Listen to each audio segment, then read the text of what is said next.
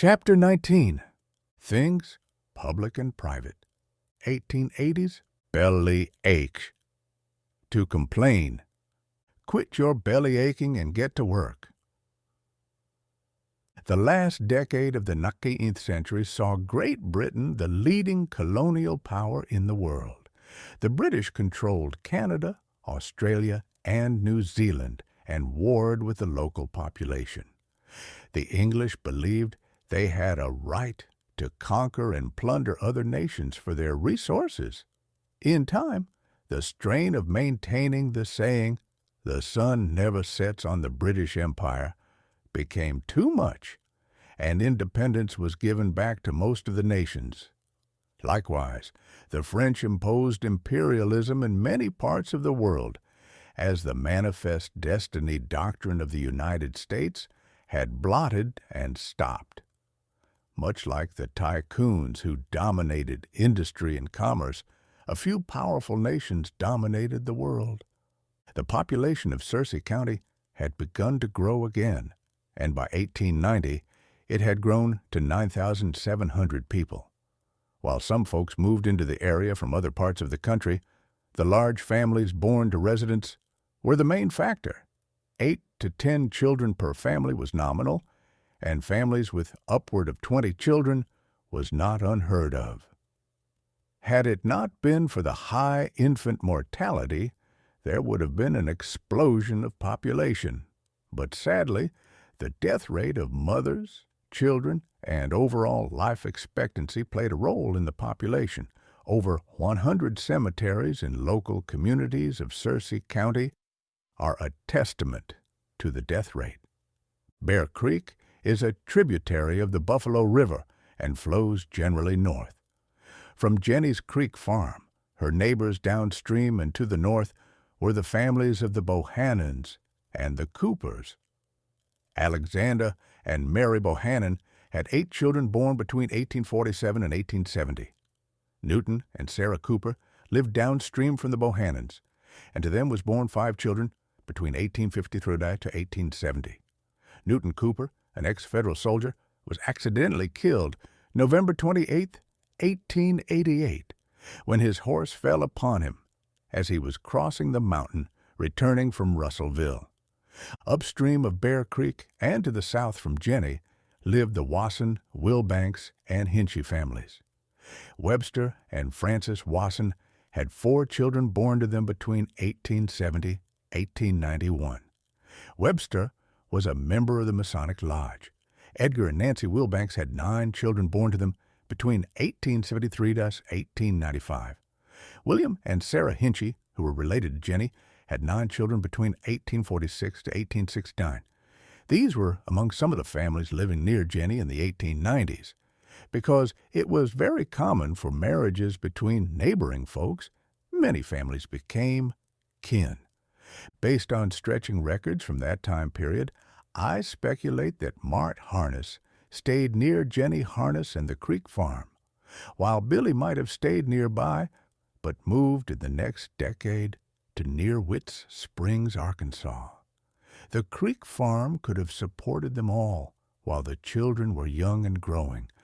As long as the fertility of the soil and the weather could produce food, there would be ample calories and protein for all. Cornbread was consumed daily, and fresh milk, along with pork or fresh meat and beans, which helped to provide a sustainable diet.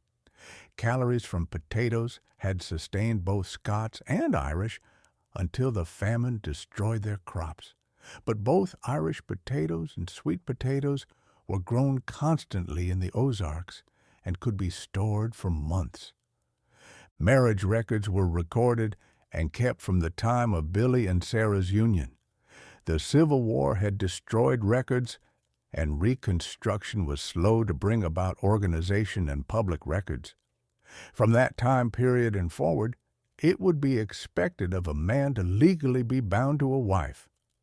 With the absence of a church or minister in the community, a marriage was often a short formality by an appointed official who would say a few words from rote and then sign the license with a date and his signature.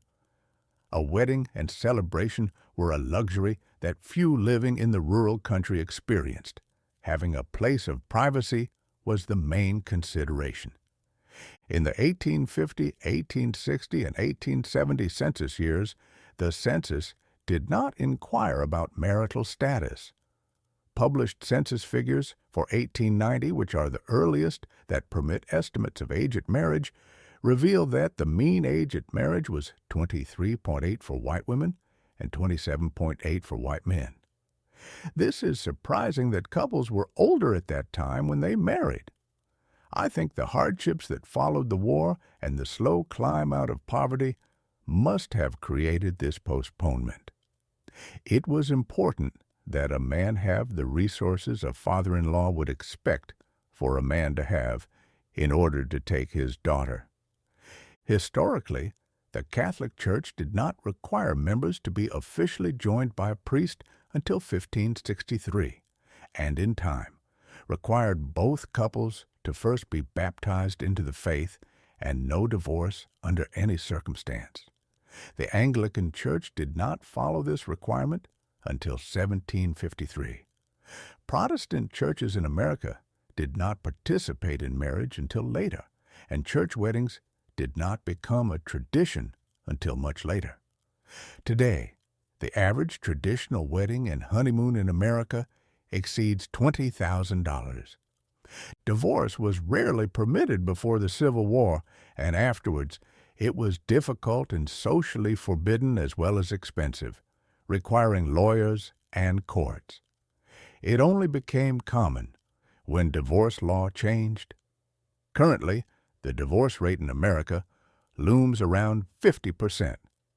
Marriage has had many faces throughout history, social, religious, and legal. In early America, when a man took a woman and they lived together, they were considered married by what was termed as common law.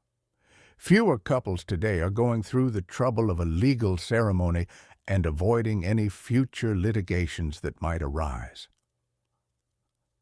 A lesser public ceremony in the Ozark Hills was the meetings of male members called the Fraternal Order of Masonic Lodge.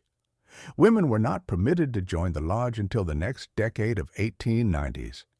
In 1885, in the community of Calf Creek near Snowball, Arkansas, the Calf Creek Masonic Lodge No.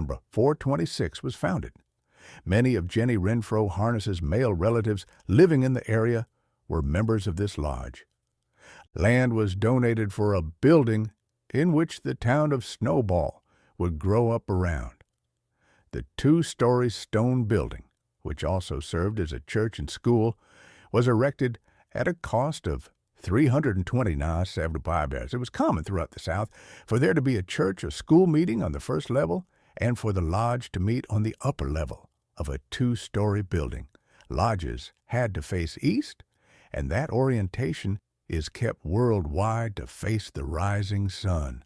A Mason was expected to live an impeccable life and be a model citizen in their community.